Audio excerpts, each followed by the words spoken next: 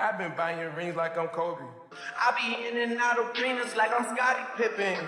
Left my elbow in the pot, a la Vince Carter. Bitch, you wasn't with me shooting in the gym? James Harden with the range, up he nigga way back. Coach, they won't knock me off my pivot. Get it. Niggas underrate me like Jalen Brunson, but yo, I'm leaving with something. Been flowing stupid since Vince Carter was on some through the legs arm and a hoop shit. Fresh Prince jacket, boy, I cook them to the inside out. Ladies and gentlemen, if you don't know, now you do. Yes, sir. We are back. Round of applause for yourselves. This is your guy, Marcellus Ease. You could have been anywhere in the world, but you're rocking with the kid. We got some beautiful topics to touch on today, some interesting stuff.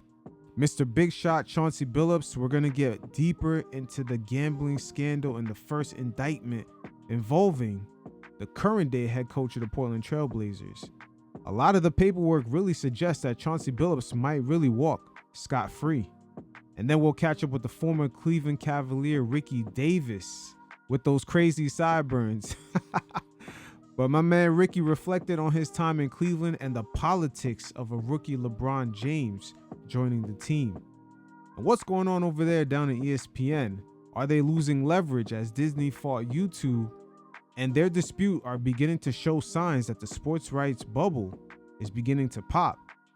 Is this one of the reasons why Adam Silver and the NBA are holding on to gambling so desperately? And finally, we'll head down to the boys down in Flatbush, Brooklyn, as the New Jersey Nets, yes, I said it right, the New Jersey Nets, we should still call them that. But what's going on down there, not having any atmosphere when it comes to NBA basketball? Even their halftime guest while performing made an apology to the Knicks for choosing the Nets over them, which is unfucking believable. But we'll also hear from a few NBA insiders as they spoke on how the Nets just kind of messed up their branding and really have no fan base in Brooklyn. So we are definitely living in very interesting times because this NBA gambling scandal involving Chauncey Billups and just the many others before him and that's going to come afterwards, we're truly seeing how tied up these sports leagues as well as their media partners are into gambling, because the way these things are getting reported, there's a lot more nuance and a lot of things are being left out. As in this segment, we're going to get into the nitty gritty with Chauncey Billups, because he is involved in both indictments from the feds, but one of them in particular does not even involve the NBA, as it involves a couple of mafia-ran games. And with all these scandals, there's multiple agendas from different entities.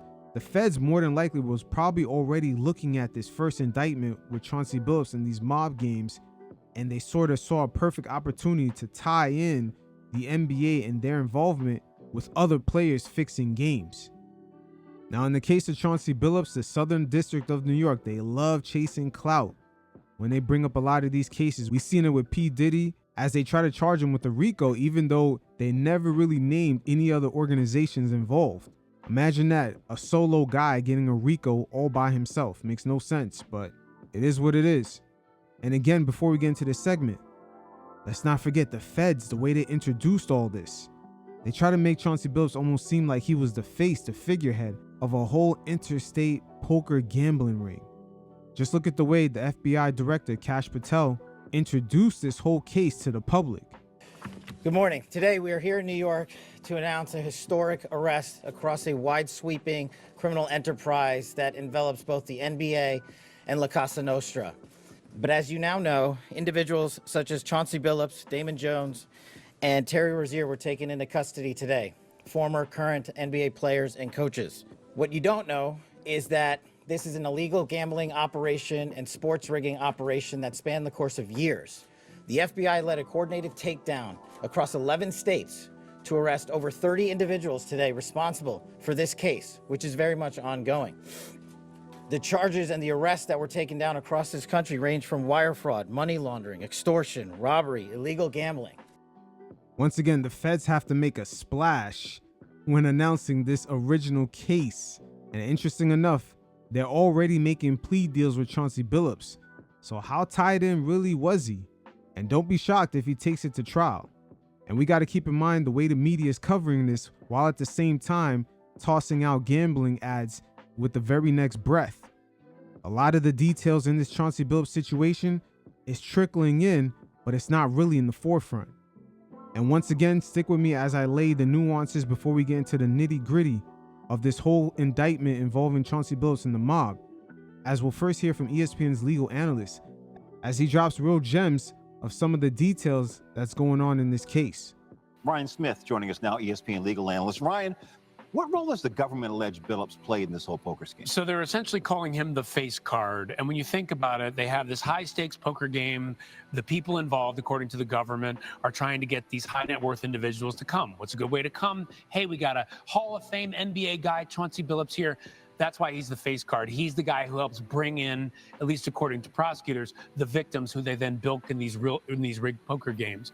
But that also makes it very interesting as to whether or not he was involved in the scheme, because part of his defense could be, hey, I'm just here playing. I wasn't someone who was in the scheme. But that's the way they're positioning it. He's the face card that brings in the victims so that they could be bilked in the scheme. The severity of these charges is enormous. Who's representing Chauncey Billups, and what defense can they muster? He's got some high-powered lawyers. One of his lawyers is Mark McCaskey, and that's the lawyer that represented President Trump.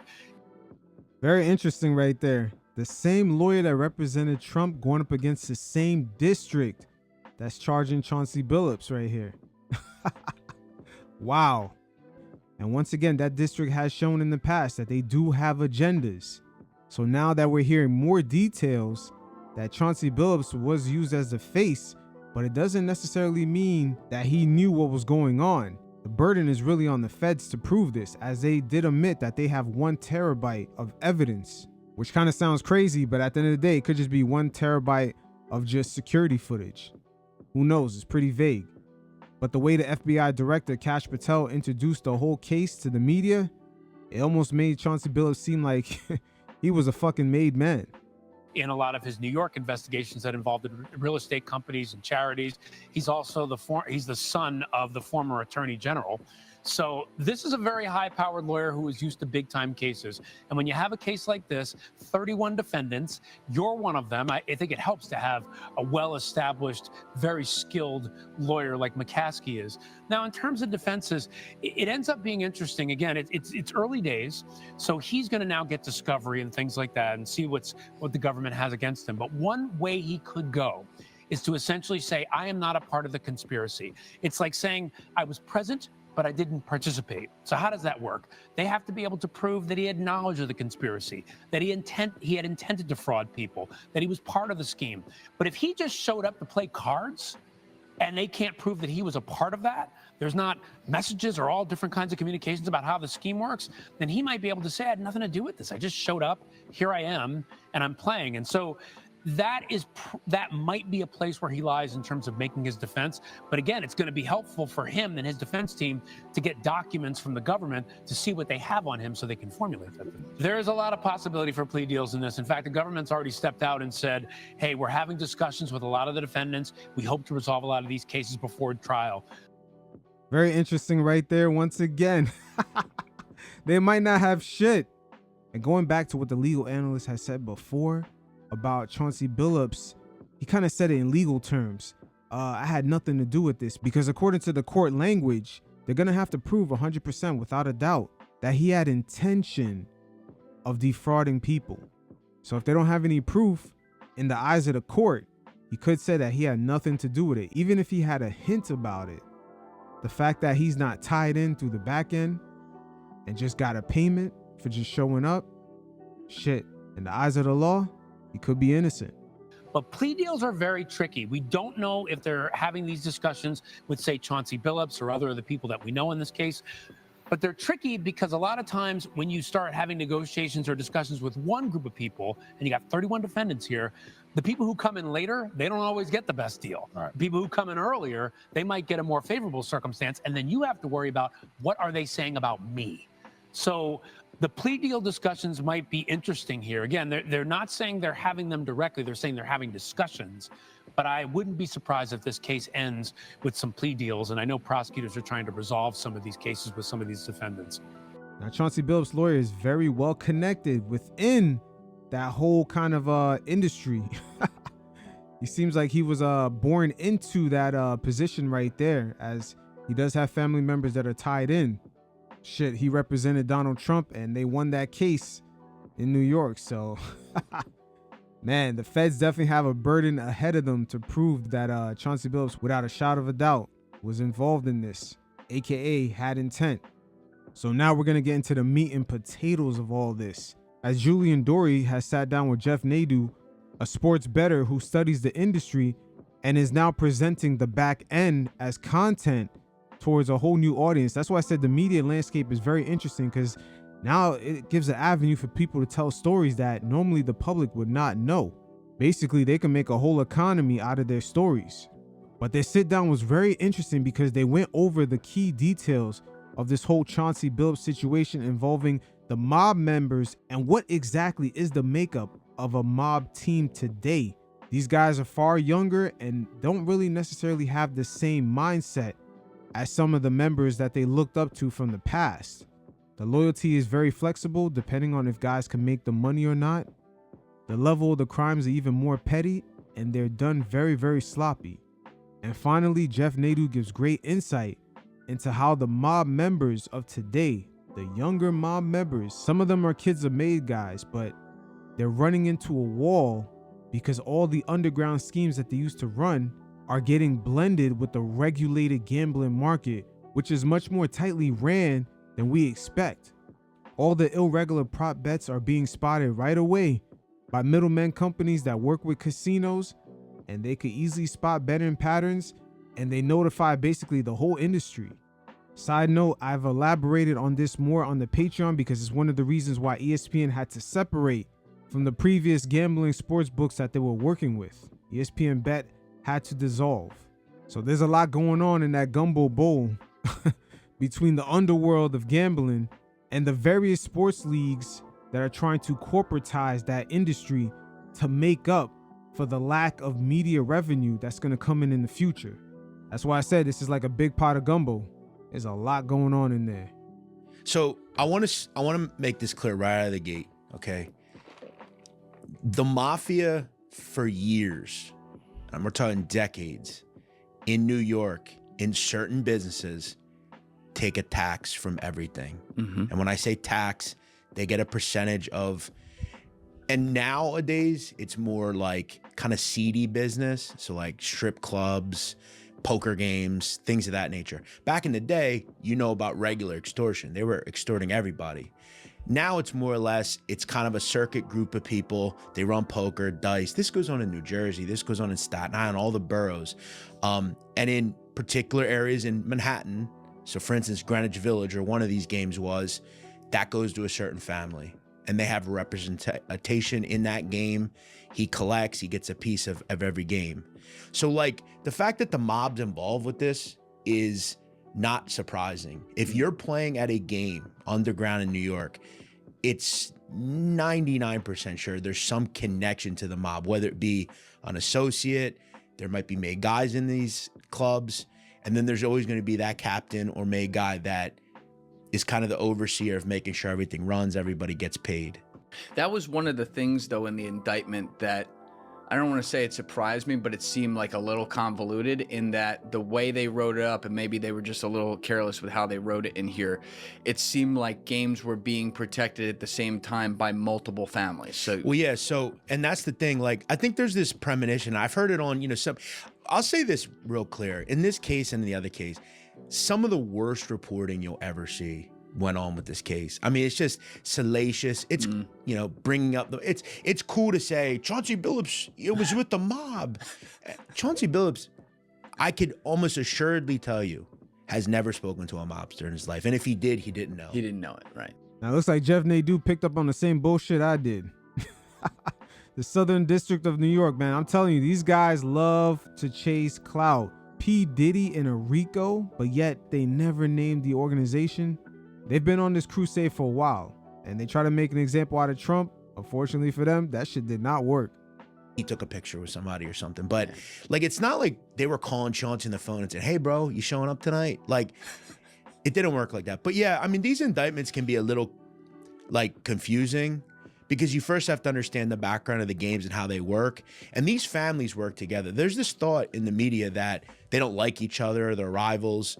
These families, they all know each other. Most of them are cool. These families aren't fighting in the street. They all know each other. They all work together. Everybody gets a piece. So like in one of the games, the Gambino and Genovese families both had representation in the game, allegedly. And like I said, if you're in the poker, underground poker scene, these games, they're, like I said, they're all over the tri-state. Facts. I've been to one, matter of fact. I definitely have been to one out in Valley Stream in Long Island. And it was definitely, let's just say you got that vibe when you got in there, but they had a whole setup, I tell you that. They even had a section where you could mess with either the Xbox or the PlayStation. You could run FIFA games for money. I mean, just everything. You could play darts for money, anything. Shit, they even had a bar, some fine-ass ladies to give you drinks. The whole setup was there. Everywhere. So yeah, I think kind of understanding that side, and that the people that are also involved in this are going to be some of these people are some of the biggest cheaters in the gambling world, whether it be sports betting, poker. Like who?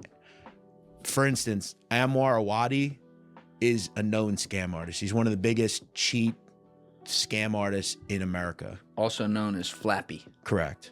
Got it. And Anwar's name popped up in the Jonte Porter case. Oh, I think the biggest thing you have to realize about the NBA people, whether it's Jonte, Chauncey, Terry Rozier, and Damon Jones, these are all people that gamble regularly. Some of these people, Chauncey Billups has been playing poker for a long time. Just poker, or is he known other to do games? a lot of other Yeah. things too? Like, I'm not going to say he's played poker his whole life, but like I've heard his name over the last 5-ish years. In what context? Just playing poker, No, or no? Oh. If you really know, and any, if you go out to Vegas, LA, really wherever, I've heard that Chauncey and another individual who is not in this indictment, but I've talked about, he's a prominent NBA player. I don't mind saying his name either. They scam games. They've been scamming games for years. We gonna get a name? Paul Pierce. Everybody knows that. My man's doing red pill videos and scamming. Sheesh. When you say the cheating, because we're going to get to specifically what they did and they're accused of in this indictment, but when you're talking in that context of like Chauncey and Paul, what you had heard, are we talking regular old school like chip stacking and signaling, or are they actually using some of the things? No, they're using, like, there could be some of that stuff, but they're using these shuffling machines, glasses. And I'm not going to say that they're like, what's interesting here is like, and this is why these indictments overlap in a way, because if you read the sports betting indictment, there's a person in it called Eric Ernest. He's also in this indictment. He's in both. Eric Ernest, from what I've been told, is a close friend of Chauncey's. Eric is pretty tied into the gambling, poker communities, everything. Has all sorts of contacts. And I think that's kind of where some of the bridging of this goes, as far as, you know, they know each other through poker and somebody knows somebody else and they say, well, maybe he'd be willing to give us something, you know? Now, another interesting thing about Eric Ernest, allegedly when Chauncey Billups was tanking and they knew they was going to sit down Damian Lillard, apparently Billups gave him information. Then he went to Terry Rozier's friend, Marvis Farley, and gave the inside information. Then they made bets. That's what's on the paperwork. So Jeff Nadeau is right. The two indictments, they overlap. But Chauncey Billups is in both indictments. One of them involves a mob with the underground poker games, and the second one is tagged along with Terry Rozier and others who kind of gave away inside information, Damian Jones too. So it's two separate cases, but they do overlap. And just to put everything into focus in this segment, we're only focusing on the first indictment with Chauncey Billups and the mob. But with poker, yeah, Chauncey's played in games. I talked to one person that told me, and in this indictment, there's a reference of a game in April 2019. In Vegas. Correct. And this has come out publicly in the media. I posted it, and Pablo Torre then posted a day or so later that Kevin Garnett played in that game. I think he played for about an hour, and I was told that he left. Did he win or lose? That I don't know. But my source told me that Chauncey, quote, cleaned up in that game. Now, the same source also told me that when he had met Chauncey, he knew that he had played, but he wasn't really good at it. and then he just all of a sudden became really good at it quick, you know? And it didn't make a lot of sense. And like the stuff I say about Paul Pierce, like it's not a secret. Paul Pierce plays poker. He was in the ESPN when he was fired from ESPN with the strip club. The strip, yeah. He was playing a poker game. You know, he's played on stream poker. You know, when he plays poker, he gets drunk and acts crazy. And there's nothing wrong with playing poker. It's a matter of if you're cheating people, right? If that is the case. And there's this thought like, well, these guys make so much money, like why do any of this? And it's such a ridiculous point because it's like everybody gambles. I mean, Dana White is a billionaire in gambles, you know. And that's another mix-up with this whole indictment with Chauncey Billups, because it was alleged he was only gambling tens of thousands of dollars. It wasn't really like hundreds of thousands he was earning or even millions. So the likeliness of him being involved in running an interstate underground poker scheme, this shit is unlikely. And Billups has earned over $100 million throughout his whole career, while current day he was earning $4 million a year for being the coach of the Portland Trailblazers. So it doesn't really make any sense he would risk so much just for a couple of thousands of dollars. That's another trick with the mobsters telling the stories of, guys are getting in debt, and then we have them in a position where they're willing to risk a few things to pay off that debt. In Chauncey Billups' situation, that's going to be very, very hard to explain. It's like everybody gambles.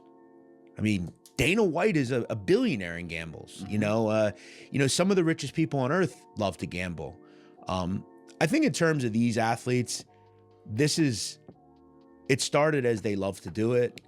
And when you really play poker, when you really bet on sports, most of these people are degenerate gamblers. Yeah. I mean, they just get in too deep. Let's just take it. And let's say he makes $5 million a year. Okay. You and I hear that, Danny hears that, any guy on the street hears that. That's a lot of money. Right. But think about this. He makes $5 million a year. He really only makes about two and a half. He's got a wife, he's got kids, he's got to put them through school, he's got family, he lives in probably a really nice home. Like, before you know it, like, it's a good amount of money, but when you're gambling some of the levels that he is, he's not gambling, Julian, for $5, $10 on the street. He's playing games with 50, 100, 200,000 on the table. You get in quick, you lose. I mean, 200,000 is a lot of money. But that's not what just to be clear, like I hear you, and it sounds like that might be a pattern that he has. What's so fascinating about his winnings, as it's reported in this indictment, though, is that we're talking about, 10 grand here, 15 grand. Facts. The winnings are too small. That's where this shit don't add up. Hey, the feds definitely have the burden of proof. For a guy that's making, we did pull it up, $4.7 million in salary and made, I believe, over $100 million in his NBA. But remember, in this indictment, the poker indictment, he's only listed as playing in one game in this indictment. And that's the one I told you about. 2019, correct. Yeah, you were saying he was done. You tweeted this the other day. They did Chauncey Billups dirty with how they marketed this. Well, they did, because they marketed it that he was in New York playing in mafia-run games. Right. Facts. This has been marketed this exact way. And it was such a splash, but we got barely any follow-up. There was definitely follow-up, but that previous soundbite I played of the ESPN legal analyst going over the keen details, how many of you saw that come across your timeline? Did that hit your algorithm? He wasn't. Like I said, I don't believe Chauncey Billups has ever met a mobster. I don't think he ever even played in the games in New York. But this is a nationwide ring of people who go to different cities and run games. So like in one game, they're making hundreds of thousands just off the rake. Yeah. And it's like, that's the ridiculousness of it. And that's, I'm going to guarantee, what some of the old timers in some of these families are saying, what the we had a good thing here. Yeah. And that's why, in a way, like I say, the mob and Chauncey kind of got screwed, because one makes the other a lot more salacious, right? If the NBA guys aren't in this is just another indictment. That's right. No one talks about it. This has happened 4 or 5 times against the mob. No one talks about it over the last year. Yeah. There was business expense. There was one in this state within 3 months ago, but there was no Chauncey Billups or whoever else.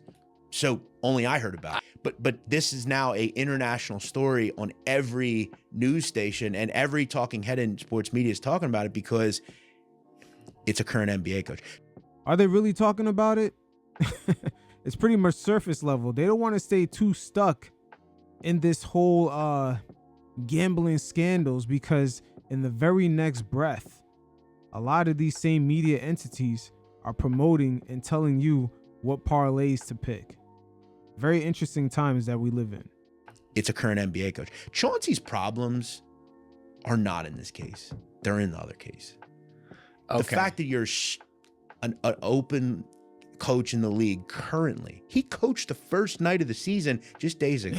Yeah, got indicted the next And then morning. a day later, he's, that's going to ruin his legacy.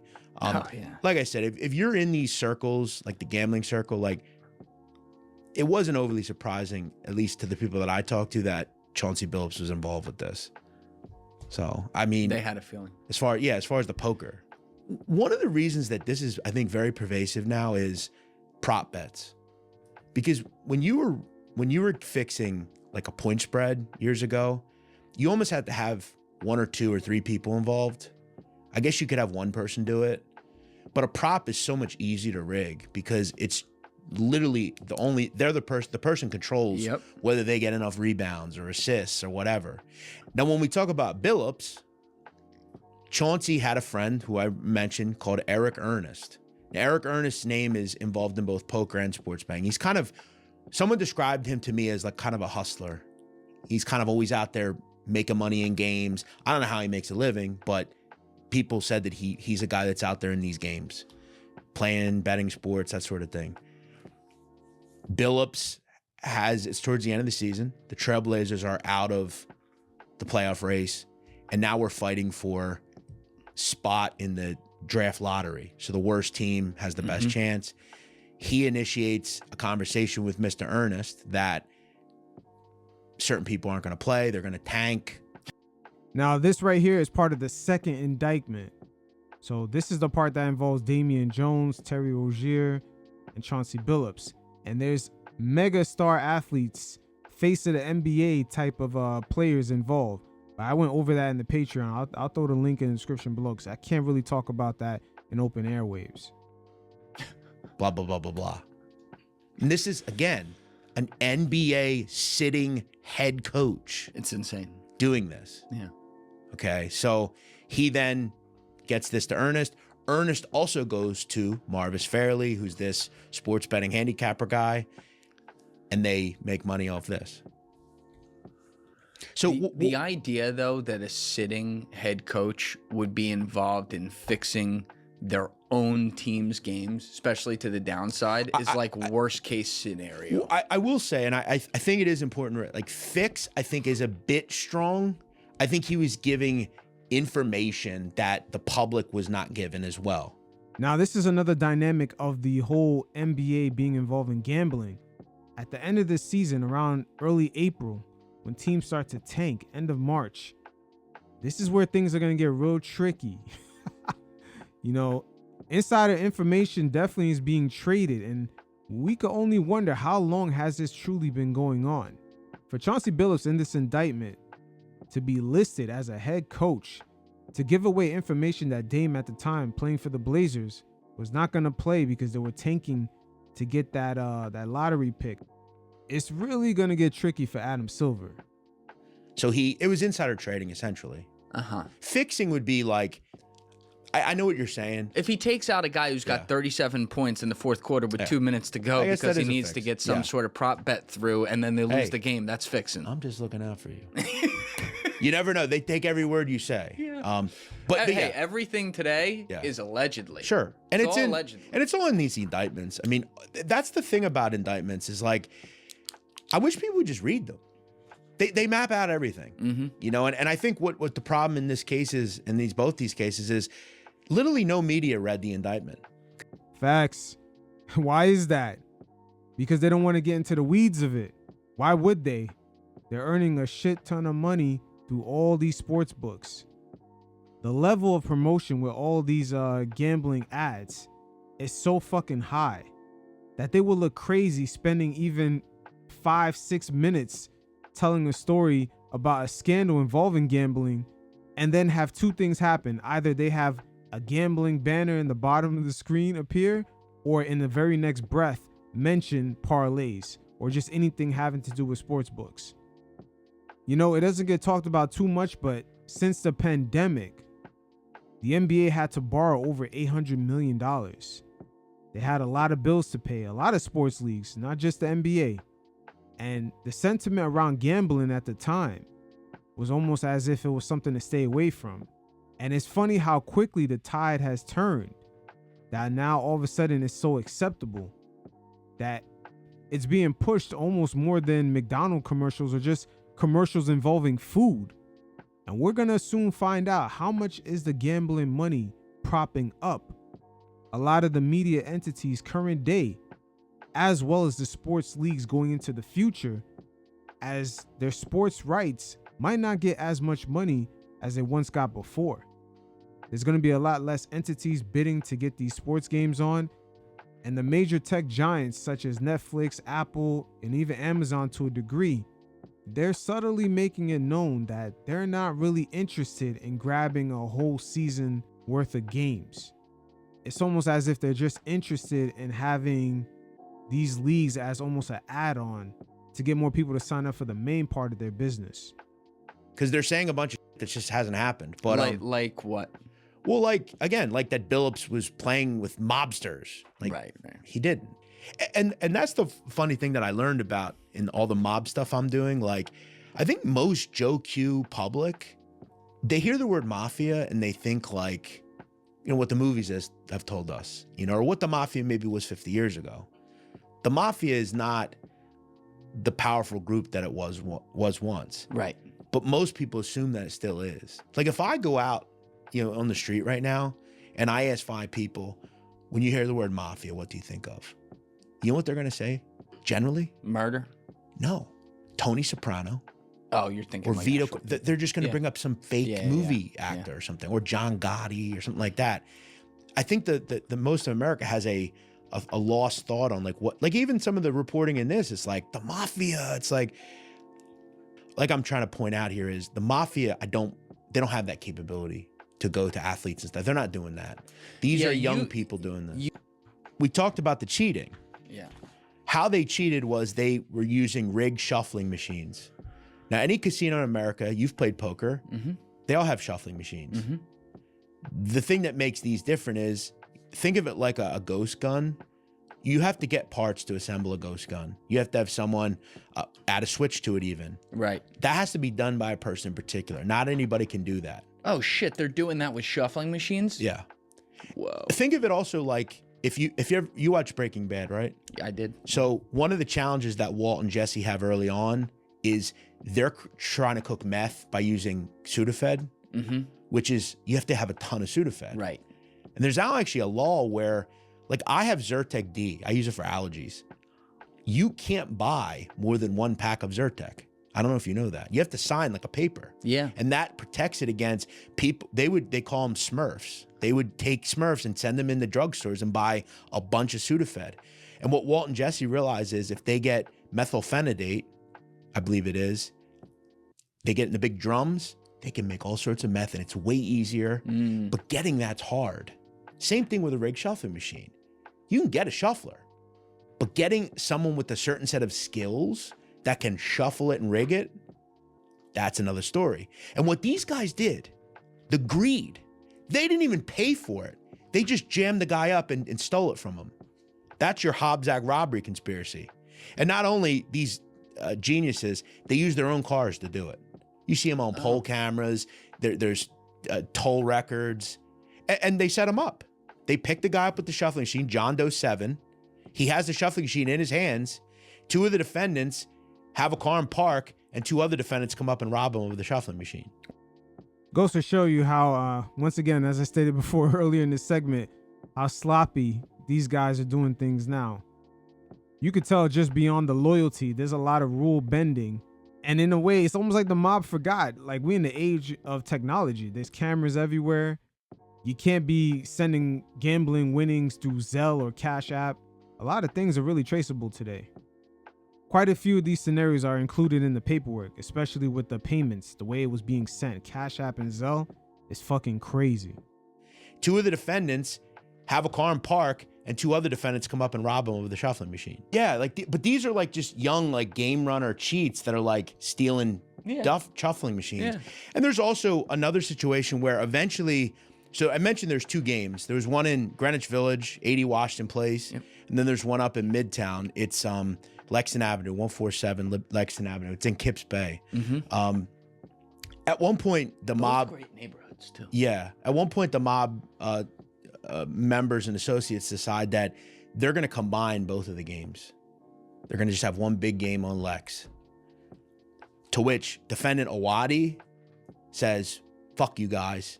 I'm starting my own game and I'm going to keep it at Washington. And you're not going to do shit about it. And I'm going to have it the same day and time as you." To which the other count of violence comes in, where defendant Gilardo and Ziliani, they're both, one's a mob-made guy, the other's an associate. They run in this house during a game and beat up Awadi.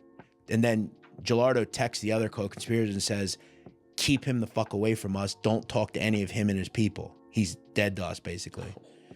So imagine telling the mob, "Fuck you, I'm doing my own game." Well, but I think this goes back to what I said earlier, that like I think some guys just don't really worry about it, and I think that nothing's going to happen. Here's what I'll tell you, and this actually went viral the day this came out. This was said several years ago by a guy, Matt Berkey. He's a poker professional, big poker player. Oh, I saw this video. Yeah, Berkey has a podcast, and he talked about years ago. He said in 2019, I knew this game was no good, and Chauncey was at it. But like I said, the reason why I think Chauncey, at least in the poker stuff, like I've said time and time again, I don't think he ever knew anyone in the mob. He played in a game that some of these defendants kind of worked overlapping on the West Coast, because these guys are all around the country. They reference like the face card thing. Yeah. Which a face card. Yeah. So a face card was, a member of the cheating team that received some sort of, money from it. He was. Then you have the quarterback, which like directs all the people on what to do. Because when you get these shuffling machines, there's also like stuff under the table that could read the card. That has to be pushed to someone else, and then in turn to someone else. So there's a lot of people that need to be involved. And then Chauncey and Damon Jones were involved in,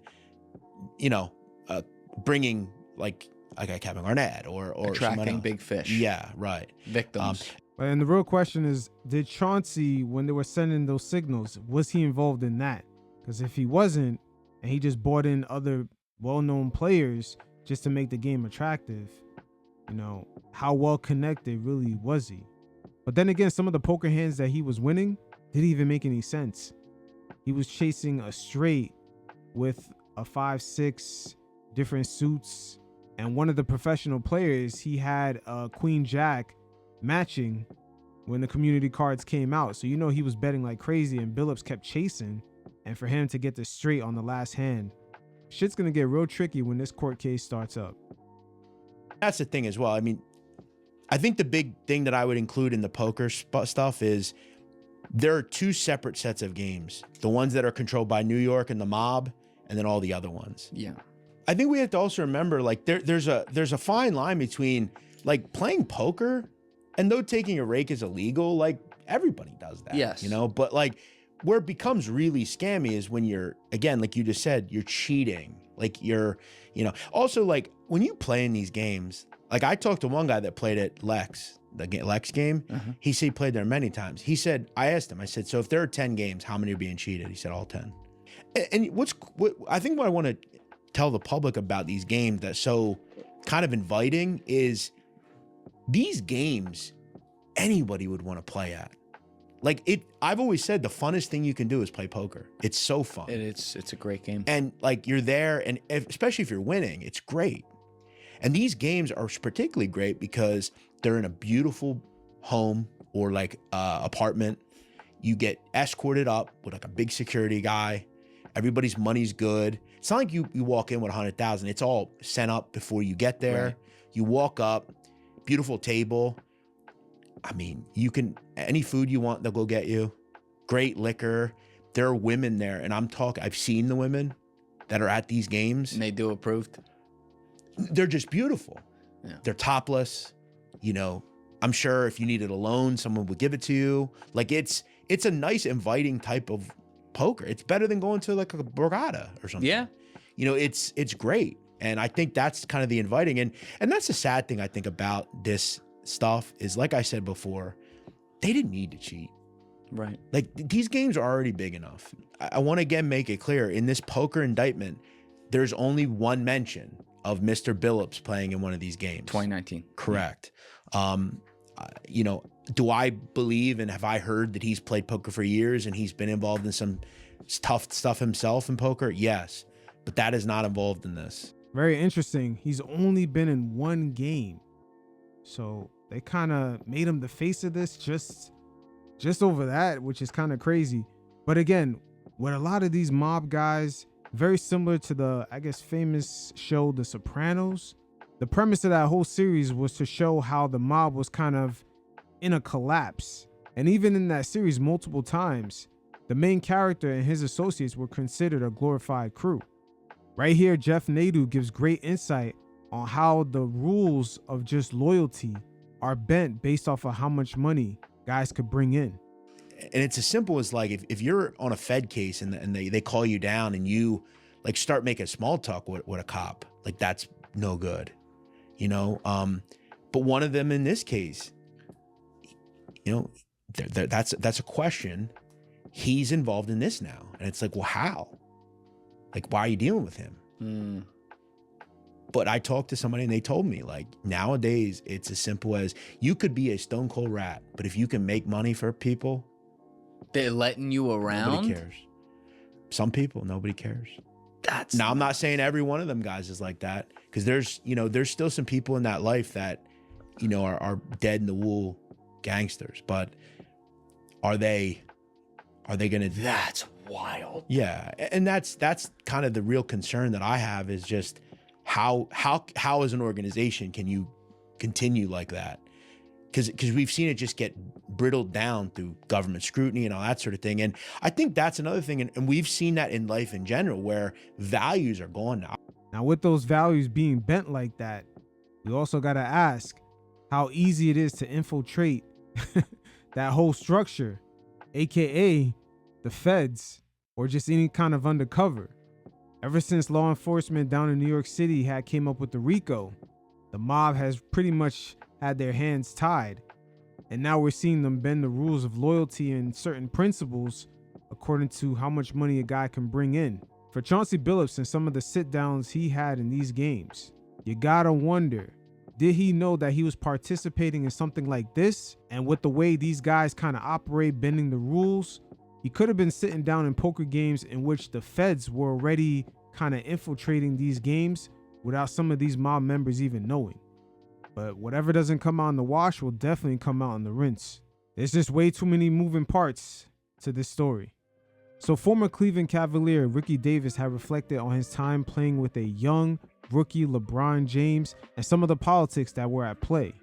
Just a year before LeBron James came into the league, there was a lot of hype surrounding him, and a lot of the Cavs players downplayed the hype surrounding him and the potential of him playing on the team.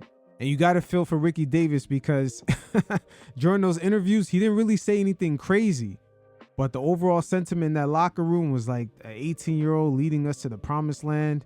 They sort of downplayed it. And that sentiment kind of rubbed off as if it came from him. We have better players than him in his position already on our team, bro. His potential is probably, the sky's the limit for him, though. That's Carlos Boozer right there. Yo, Carlos is going crazy.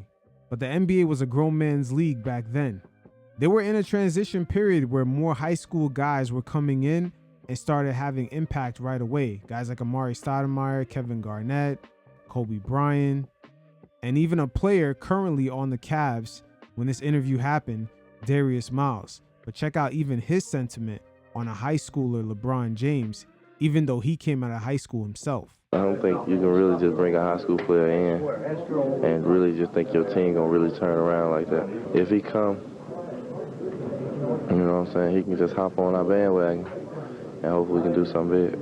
Now, the media blew that up, but Darius Miles is talking out of personal experience as he was a high schooler in the early 2000s coming into the NBA. And at the time, it was very hard to actually have a real impact. But after a few players expressed their sentiment about LeBron James, they asked Ricky Davis, and even though he didn't say nothing crazy, he was still sort of looped in. Good LeBron is just going to add to what we need and, just make things a little bit easier. Now, right here, Ricky Davis reflected on his time in Cleveland and the politics that came with LeBron James as the NBA once again was in that transition period where they started to allow rookies to come in and instantly get the keys to the franchise, the same things that we see today. It happened with Carmelo Anthony also at the same time that very season. In a way, it was already happening before these guys arrived into the league, because you could look at the Allen Iverson effect and the impact he had on the 76ers. I was part of that big trade with Eddie Jones to move to Miami.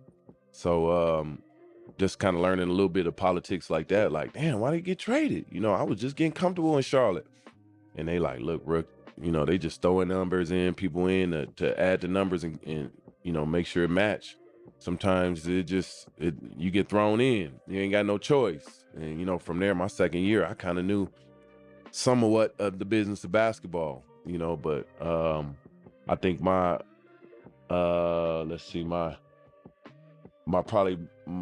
first time learning the business of basketball was Cleveland, my big experience with that LeBron and being traded and all that stuff. Just seeing how it, before he got drafted, the year of what kind of team you got and how, you got a good nucleus of team that can survive in the East, that can make it to the playoffs, but you want us to lose, and it makes sense, and it worked for what they tried to do. So sometimes it don't work. D Miles, Boozer, Ilgauskas. Yeah, we had. Yeah, that was the team y'all was talking shit about Andre on Miller. They were saying, I remember that year. Yeah. See, even Tony Allen knows. Yeah, I was talking shit about LeBron. Yo, Tony Allen keeping it a buck, but it kind of came across that way. But at the end of the day, Ricky Davis didn't really say nothing crazy. It was really Boozer and D Miles, the way D Miles kind of brushed it off. But I think D Miles' perspective was from a player who was also coming out of high school, and he really couldn't impact the league because it was a grown man's league. I remember that year. Yeah, that was it. Mm-hmm. And you know what? I cleared the air for some of them, because what they were saying was real. If you from a basketball standpoint, there is no rookie gonna come in here and help you win no championship. And that is facts. LeBron took about 4 seasons to get to the playoffs, so the results are there. But again, the LeBron hype was so crazy that the media latched on, and the players at the time, they don't have the same mediums that they have today with just broadcasting their own voices, Twitter, social media, etc. I'm just being honest. And what they were saying at the moment was real. It panned out to be 20 years later the greatest player, So, it looked bad. You play old films, but that's what they was saying. And, it was real at the moment. So that's was it any was that a distraction though in the locker room? I know it probably was irritating at the end game. Yeah, you think LeBron can help this ball club? I think he was probably blowing the shit out of y'all. It was a little bit, but not for me. I was still on business. Exactly. Yeah. I gotta get this chop. Yeah. So Yo, Ricky Davis was definitely in business because my man was trying to get that triple-double by shooting at his own basket. Well, I really wasn't even tripping. I was on business, man. That was the year I was having 24 points. I was on business. So I didn't care who you draft. Bring him on. We need him. We need him. Great. Right. So you had that man say, hell yeah. Bring him on. He can help us. See, the world need to know that. The world need to know that. I'm out here scoring and doing all this by myself. Actually, we might be nice together. You feel me? Yeah. Come on and help me get these bunches. You know what I'm saying? If that's what you're doing. Yeah. So I was ready for it, but it ain't pan out politic-wise. It wasn't it. They won't make it look like something else. Yeah. And, it's only one way because when you bring them in that year, I'm scoring. I'm scoring. I don't need no plays. I figured that game out. Shows you how the game has changed because just one guy averaging 20-plus points per game was pretty much all the room that they had. And now today, there's not only more possessions, but the pace in scoring is a lot more than what it used to be. No more of the final scores 69-71 type games. I don't need, you don't got to run me no plays.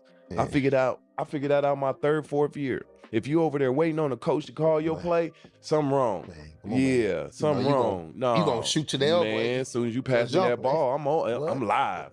Yeah, and that's what that was my mentality. So it didn't matter. You know, so when you bring them in, when you pass me the ball, I'm scoring. Bro, I look up, I got 12, 15 points in the first quarter. But off pull-up. Yeah. You like pull up fast break. Fast break. Breakaway dunk. And that's it. Think about the way LeBron plays. He always has to have the ball in his hand, kind of playing that point forward role. A guy like Ricky Davis, not really an off-ball player, and you look at the ego that he still even has in this conversation. You can only imagine, but that shit was never gonna work. It's like, okay, they thinking like this ain't gonna work. Like, okay, how we gonna get LeBron to score points now? Yeah, because when they pass it, he passed it right back. Yeah, and that's what he was doing as rook. He was getting dimes, bop, bop, bop. He was getting in. He was scoring a little bit, but I was on fire. Yeah, you pass it my way, I'm gonna score. So they figured out, you know, we gotta kind of get Rick out, because if Rick keep going, then I don't know the pace of how we gonna develop the young fella, how we want him to be the best player in the world, you know. And you know how I go when you got all this money invested in something and these guys coming up. You gotta play the stuff. So a lot of the young players today, they could thank guys like LeBron James in that draft class for kind of being the blueprint for these NBA owners to instantly give these top lottery picks the keys to the franchise off rip without even proving anything. Guys like Zion Williams could earn a second contract that's pretty lucrative, just barely doing anything. Same thing for LaMelo Ball, just no real proof of concept or just even being successful, but yet you're considered the guy. Even Kobe Bryant, coming out of high school just a few years earlier than LeBron James, I would say about 7 years earlier, he had to have proof of concept before he could really get consistent starter minutes. That's just the way the league was ran. And right here, Zach Randolph, aka Zebo, asked the question that we're all thinking about Ricky Davis. What the fuck were you thinking shooting at your own basket to get that triple-double? Hey, I gotta ask you, G, man, what you was thinking with the triple-double, the tip, bro? Just need to know that, G. I was on one, literally. No, but man, you know, it's a story to it. I was 5 games away from the triple-double. That's what they don't say, though. They won't go back and look. I was 5 games away from a triple-double, whether it was 1 rebound or 1 assist. I always had the points. All right, it was 1 rebound or 1 assist. 5 games straight, G. All right, I kid you not. Right. So now I'm trying to get it. I don't get it. All right, now it's the 5th game in a row. It's 8 minutes left. And you know, they got the stats over there. Milt Palacio look up and say, you need 1 more rebound, nigga. I'm look up. Ooh, it's 8 minutes. I got this. Man, next thing you know, they don't miss. They ain't missing. Okay, so damn, trying to go get every rebound. Here go big man. Get out the way. Boozer's stealing all the rebounds. Man, I look up. It's like 2 minutes left. I'm like, Jesus, coach gonna take me out in a minute. We up by 20 already. Coach didn't take me out though, but now it's 30 seconds left. And I'm like, shit. Now it's at a timeout, and I'm over here plotting and planning. I'm gonna get this triple-double. That's all I nigga thinking about. Do I go down there and throw it off the glass and try to get it back real quick? I'm gonna shoot it fast and try to get it back. I say, nah, this ain't gonna work. All right, so you know what? I can go back on my rim. That's what I'm thinking in my timeout now. I'm probably like 20 years old. You know, I'm wilding. I'm like, I'm gonna go back and just shoot that joke and get my rebound. Man, that was the worst thing ever. They talk about that shit for the next 2 seasons. They talk that thing forever, man. Right now to this day. But I told him, you know what? I'll be the one to try to chase triple-doubles. You know, I'm chasing triple-doubles, man. Man, but you know what? You know, they made a big deal about it. And a month later, Bobby Sura did the same thing. A month later. But say why he don't get the same thing. We gotta pull it up. We gotta pull it up. Bobby Sura. A month, 2 months later, Bobby Sura did the same thing. Come on. I kid you not. Yeah, check it out.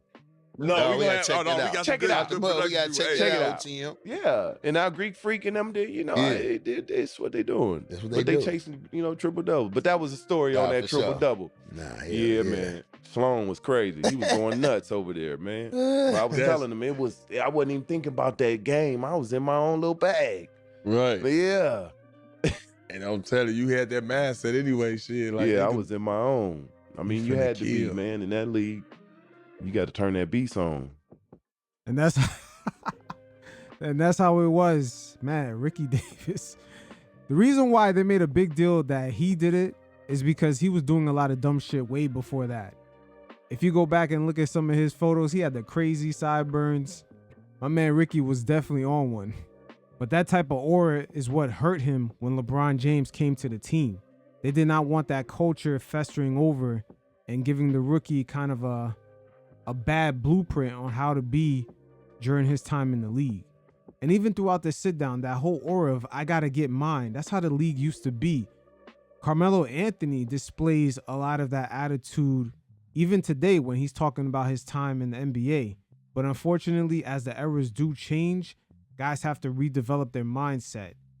And in today's game, that same mindset would not work. That's really the clash Carmelo Anthony had when he was in OKC, Houston, and even with the Lakers to a degree. But there you have it.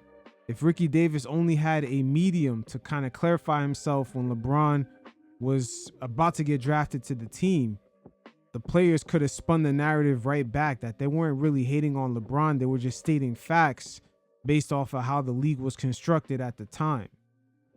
Now, as time goes on, we're going to see how embedded many of these sports leagues are with gambling due to the fact that the sports media rights bubble is beginning to pop. And make no mistake about it, ESPN's parent company, Walt Disney, and their battle with YouTube has a lot to do with it. The main part of their fight was ESPN trying to actually control of where the audience actually gets to watch the content, as YouTube wants one interface where audience members log in and they get to see all their games no matter what platform they're on. And this fight is a big deal because this is going to hinder ESPN's ability in the future to actually monetize and justify the large amounts of money they keep giving the NBA as well as many other sports leagues year after year. ESPN/Disney try to force YouTube into a cable-like business bundle model, while YouTube is really trying to save money and kind of make it more convenient for customers. For those of you that are watching the visual version of this, check out Disney's flywheel and how much companies that they own, but yet they're still not $1 trillion company. But the fellas over at Awful Announcing had a very interesting discussion on some of the nuances that took place with this Disney versus YouTube deal, as the tide is starting to change on the audience's tolerance level of not necessarily having their sports. The PR spin on this was very interesting, especially in these times when a lot of people are very economically conscious. But again, this was a great discussion, and we'll tie this in on how the leagues really are going to be relying on gambling in the future. So the money is truly going to be worth the headaches. But first, they talked about how YouTube won the PR battle of this, even though some fans were without their NFL games. Like, it's tough to know the true winner without knowing all the financial details, which is what a lot of this comes down to. My inclination, though, even without knowing the financial details, even without the ingestion and the bundling options, is that YouTube won this just from a PR standpoint. And the fact that they did win this from a PR standpoint makes it a victory in and of itself. Like, whenever these disputes happen, as a customer, my inclination is to blame the distributor, is to blame whoever I am paying my money to that is not giving me what they promised. I'm like, just get it. I'm giving you money. You gave me a promise that I'm going to have ESPN available to me. Do whatever it takes to get ESPN available to me.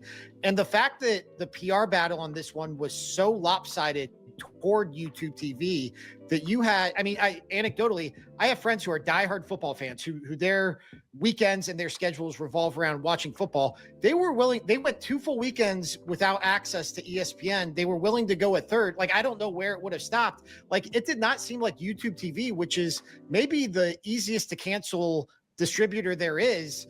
It did not seem like they lost a significant amount of subscribers while not offering their, one of the key offerings in all of cable television. So I think just the fact that they were able to go toe-to-toe with ESPN and win this from a PR standpoint, I think that's like the biggest win in all of this. And that was something definitely that did not go unnoticed. There was a tolerance from the audience to miss out major college football games as well as NFL games in order to keep a discount. There is an aura of uncertainty over there down in Bristol, Connecticut with ESPN because they have spun into having their own app, but it's not really a guarantee it's going to pay full dividends right away.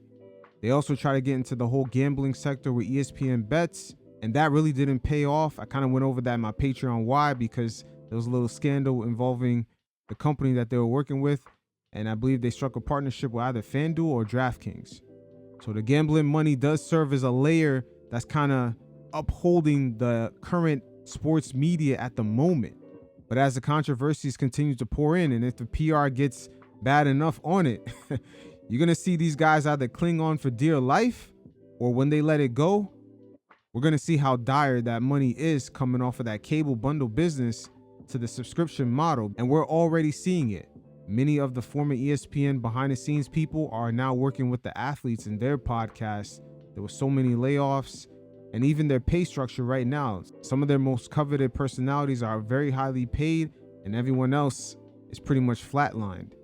A lot of what YouTube seemed to want was with the understanding of what the future is likely to look like, which is that they will be the biggest service. And that's probably true, almost assuredly true. And so I almost, of course, if Disney could got them to come down a little bit or whatever, then that in the negotiation we're covering right now would count as a victory for Disney.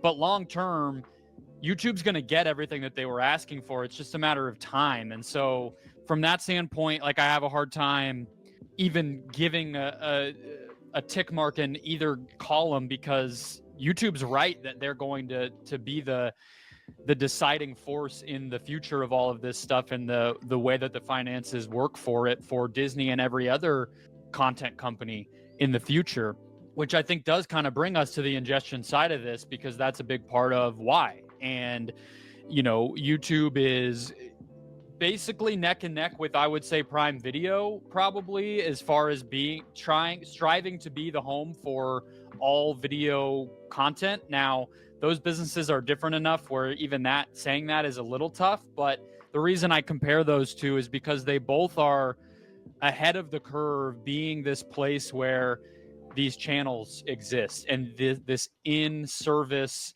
content from other companies can be watched and accessed, right? And they did it with Peacock, as Drew mentioned. Now they're doing it with the ESPN app.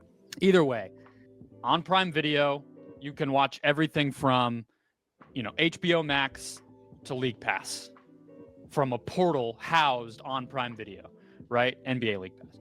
Now on YouTube, they're building up something similar. That's not a good thing for ESPN. See, they want to control the audience and control that data, which is worth a lot of money. And if they don't have that control, or they have to fight for it, it's going to limit their ability to monetize their NFL content, the NBA content. And by the time the negotiations are up and they're trying to get new deals, they're not going to really offer more money. So there's going to be a lot less partners for the NBA to leverage other entities that are trying to get the leagues on their quote unquote networks. And that lack of bidding wars may affect the price. So this is why we're seeing Adam Silver and many other sports leagues still clinging on to that gambling money, regardless of the scandals. They can give you direct access to WWE pay-per-views and Sunday Night Football, right? And, I think that is the future. That seems like the business future. And if I worked at one of those two companies, that's how I would be pitching it, because customers do want consolidation and ease of access and an interface that isn't, irritating. YouTube has user-generated content. Amazon has rentable movies. Like, there are differences. So, we'll see how that all sorts out. But my question is, do you know anybody who uses those things? Is that actually with the future of where this is going? Have you ever met somebody who goes, no, I don't have Peacock. I use it on YouTube.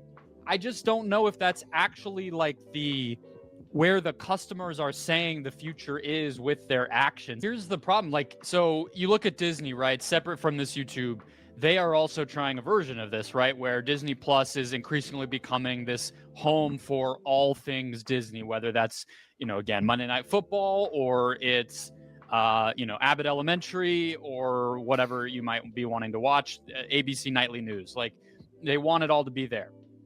But one, that's not nearly enough stuff. You're never going to convince somebody to only ever spend time on Disney Plus, right? So like, I just don't think that that's going to get the job done for the average person. Unless you're fucking, 60, 70 years old? That might be a good look for you. But other than that, everyone else, there's just way too many options out there. That's going to be another interesting thing going forward, is how ESPN will now compete against other entities. Even their former on-air personalities have now become their competition. Very interesting landscape. Even the back-end people that used to work behind the cameras, behind the scenes, doing production, producing, even they're working with the athletes in their own podcast. So everyone's competition now.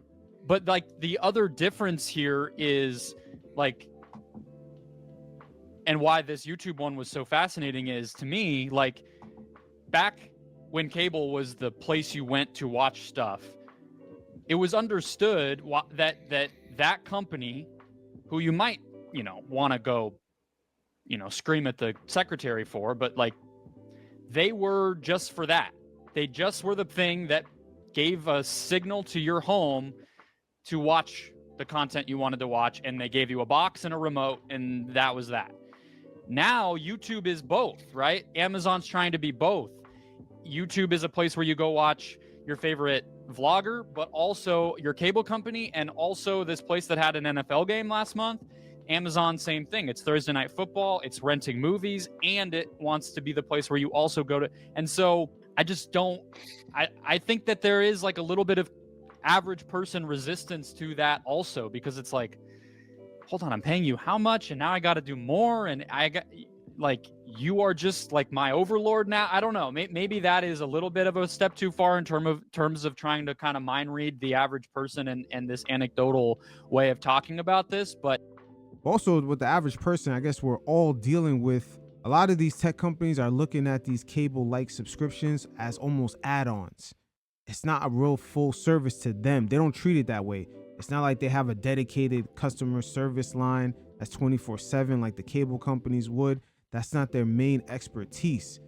If they can, we all know they're going to put AI and chat bots to deal with any sort of technical issues. But for the most part, that is not their main business. They're treating these sort of in a way like how some of the stubborn restaurants that didn't want to do online ordering and the pandemic hit and all of a sudden they were down to use it. It's sort of like that when it comes to YouTube and Apple. That's how they're treating some of these sports leagues, especially Apple with the MLS. It's almost like a side piece, like, oh, we have to do this. This is like a little tease to get more people to come into our business. And in a way that puts the sports leagues in a very interesting place. The fact that even Netflix, they have a boatload of cash, but they only want the marquee games. So the NFL, the NBA, the NHL, many other sports leagues, they kind of gotta still have to do a temperature check with the tech companies to see where they're really at with the sports league, because this doesn't seem like a real full commitment. But it's clearly the source of friction between these companies, because it's one thing if Disney just has to say, here's how much you're going to pay us to put ESPN on those boxes that you give to people. It's a different thing when it's like, you want to have our service within yours, but you're also our competitor on some types of content. I don't think that these companies are going to play nice with each other to deliver that future to us, even if the average person's education that we're kind of talking about eventually comes around. I don't see that happening. I just don't see that happening. Yeah. I think where this gets really interesting is kind of when you look at the market for live sports rights. And I know right now we're kind of in a bit of a lull where there's not a lot available, but eventually, the NFL is going to come up. The NBA is going to come back up in 10 or 11 years, Major League Baseball in 3 years, as with NHL. So there are deals around the pike, right? And I think if you're looking from a Disney perspective, right? Like, obviously these rights are existential to your business. So you're going to be willing to pay more than a YouTube TV would or an Amazon would, because without these sports rights, you essentially do not have the leverage to demand, such high fees from the distributors, right?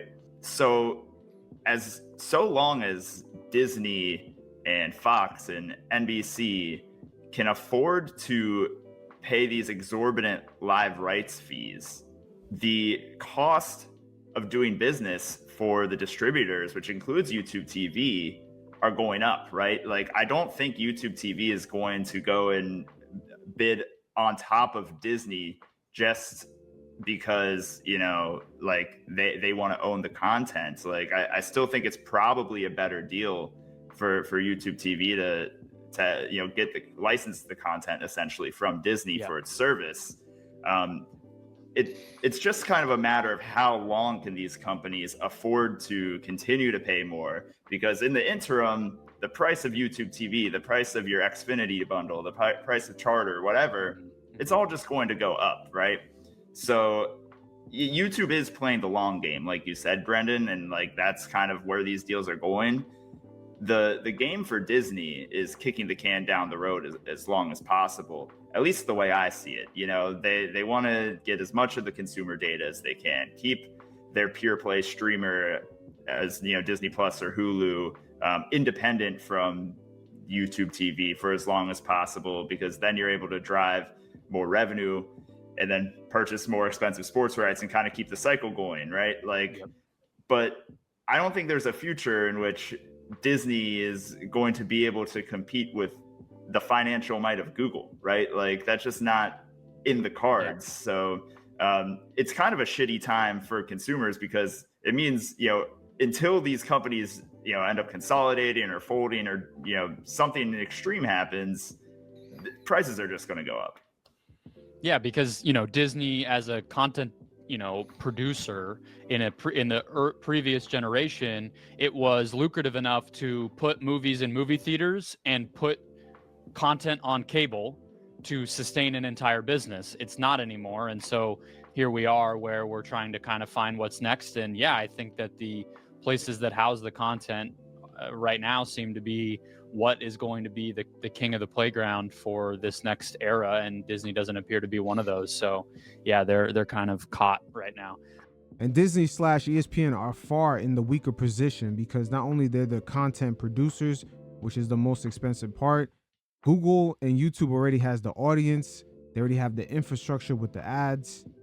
And even though they do have the large pockets, it doesn't necessarily mean they're willing to spend money on these leagues. They can actually outbid ESPN, but it's starting to become very apparent that they don't want to necessarily get into the customer service business side of just being a cable distributor.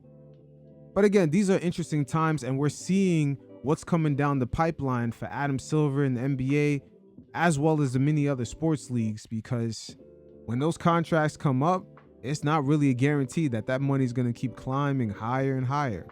So they're going to keep on going down the rabbit hole of gambling and everything that it comes with, especially that underworld that always has played a major part. Now, the Brooklyn Nets, the boys down in Flatbush Avenue, Brooklyn. Oh, man, they've been going through it. I tell you what, ever since they touched down back in 2012, the branding has been off. They had a Russian billionaire owner who quickly tried to make a splash, end up making their team look like the rival Boston Celtics by getting Paul Pierce and Kevin Garnett, which wasn't a good look, because New York and Boston, it is a rival there. And then fast forward to the fiasco with Kyrie Irving and Kevin Durant. The one mistake I believe Joe Tsai, the current owner of the Nets, made was siding with B. Marks over his superstars, not realizing that the Nets are not necessarily a destination that attracts superstars. Their lack of direction was clearly noted by James Harden, Kyrie Irving, and Kevin Durant. So the Nets financially are not going to be struggling because they are in a basketball city, but the most this team ever kind of felt and looked like a Brooklyn team where they were setting trends was when they had that season before Kyrie Irving and Kevin Durant came with D'Angelo Russell and Karis LeVert. That team had their whole bench standing up and just doing that dance, having the rest of the league sort of imitate them. Once again, that was the most Brooklyn that they looked. They were setting trends. They were on their own wave. Shit, they even had LeBron James copying it out there in LA. But yet the year after, the team was blown up, and it's just been too many misdirections with this team. And check out right here, most recently, they can't even get any love from some of their performers at halftime. Because even this rapper right here apologizes to the Knicks, which is unfucking believable, while he was in mid-performance. This Brooklyn's best, wait, and we repping the Nets, wait. My bad to the Knicks, but we on the Nets is winning. Like, come on, let's keep it going. Brooklyn, give it up for Contrast! Just landed in Brooklyn. That's crazy. That's crazy. And the crowd can't even be mad because half the crowd is probably Knicks fans anyway. Once again, I'm speaking from experience here because I used to live by the Barclays Center. And Brooklyn, New York is my hometown. And even when the Nets had KD, Harden, and Kyrie, the talk of the town was when Julius Randle was having that comeback season back in that 2020-2021 season. But check out right here as Bill Simmons did a sit down with Zach Lowe, and he spoke about how the Boston Celtics fans completely outweighed the Nets fans, which is a fucking Obama nation in New York City. What are the Knicks-Nets ratio of people like, what's up with my blank when you're in New York? Probably like 99% Knicks? It's 50-1 Knicks versus Nets. Meeting a Nets fan, even in New York, is only slightly more common than meeting like a Magic fan in New York. It's that bad. So I went to Nets Celtics on Tuesday night. It was hilarious watching the Nets do all the checkpoints that the NBA teams do, where they're like, no, and then the Jumbotron video screen for 2 minutes, and it's like Michael Porter Jr. turning around and Cam Thomas, and the crowd's just dead. And it's like 60% Celtic fans. The Nets don't even really seem like they want to be there. The Celtics are just like, let's not fuck this game up, guys. And Nets fans hate when you say this and talk about how dead the Barclays Center is, and how it was kind of dead even when they were good. It's like, look, I don't know what to tell you. I'm sorry. Like, I've been to a lot of arenas. It's not resonating. The branding has been completely horrible. They're all over the place, and it's pretty much a known thing that you could put the word Brooklyn on a shirt. You could be anywhere in the world. You could sell that. And that might have applied here with the Nets. They thought that they could sell this team just by having the word Brooklyn. First of all, they might have to get rid of that Nets. They should have just switched up the name, first of all. And their logo is just way too bland. There's no identity. They have not yet ingratiated themselves with the city in the same way. It's hard to explain, but it's just not working out, like, branding wise. Here's the problem.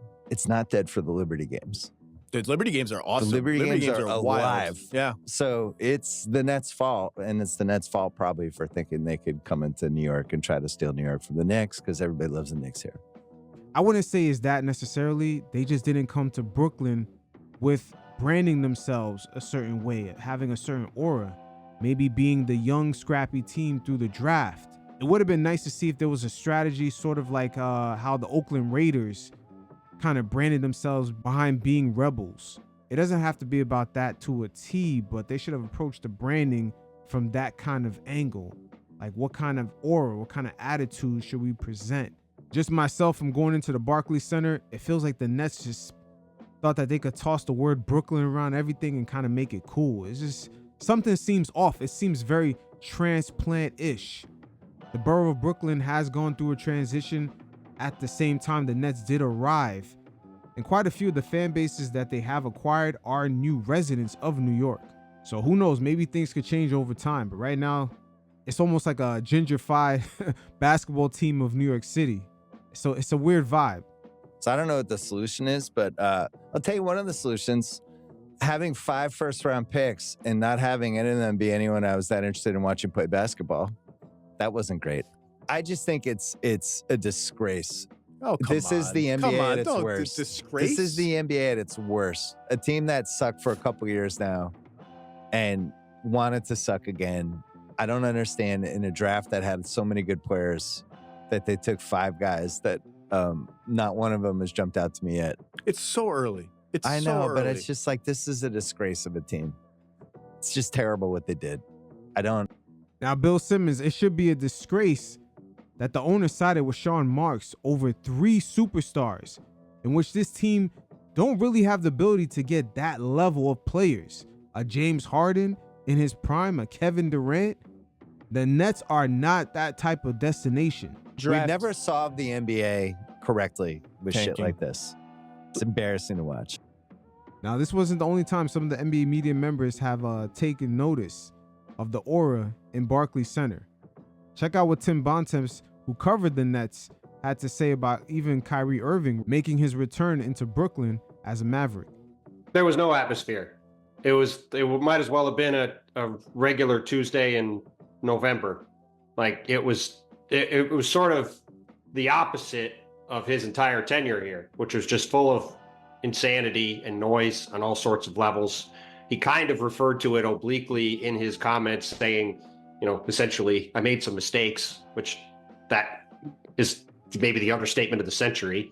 But, it was jarring. I mean, as someone who covered this team back when it moved to Brooklyn 12 years ago, it is jarring how much things have degraded, at least how it feels anyway, from an atmosphere standpoint here. Like, it just doesn't feel like there's any fans really for the Nets at all at these games. Like, you come every night and the visiting team is getting massive cheers compared to the home team. And whenever Kyrie made a shot, the cheers were a lot louder than the handful of boos he was getting from the home fans. I don't think it's because there was like a massive amount of Nets fans cheering for Kyrie. I think there were a lot of Mavs fans here cheering for Kyrie and Luka. And it's just sort of what it's been like on a nightly basis of late. And it made for kind of a weird atmosphere. Now, that same weird atmosphere played out for the Nets when they were in Jersey. They did not resonate in the same exact way. I remember I even went to a game out there, out in Newark. It was dead. So some of these franchises, they have something internally. They may have some of the same people working there internally, and there's something that they're not doing from the marketing side. It's just, they're not really connecting. And I want to throw this on top. Just having these billionaire international owners like Prokhorov and now Joe Tsai taking over. These guys do not understand the American market, especially in New York City. It's a particular American market, especially if you're going to brand something in Brooklyn. You're going to have to mix in a little bit of the organic with the inorganic. You know how you go to the supermarket and there might be some ground beef or something that has a little bit inorganic, but it's mixed in with the organic? It's the same way, but when you market something in Brooklyn, you're going to have to put in more organic into it. And just throwing the word Brooklyn around nonstop and playing Biggie, gotta have a different approach. I like the idea with the Coogee sweaters. It was dope, but gonna have to do a little bit more to resonate with more modern times. But we'll see. That arena is more intimate and smaller than most other NBA arenas. So for them to have a dead atmosphere, it says a lot. And the New York Liberty, clearly, they're resonating. So there is a market for the Nets. Is that they're just not attacking it correctly. So Joe Tsai, hire some of the locals. There's a lot of talent out there in Brooklyn, and they can help you with the marketing and sort of the PR side of things. All those transplants that you got working for you, that shit ain't hitting.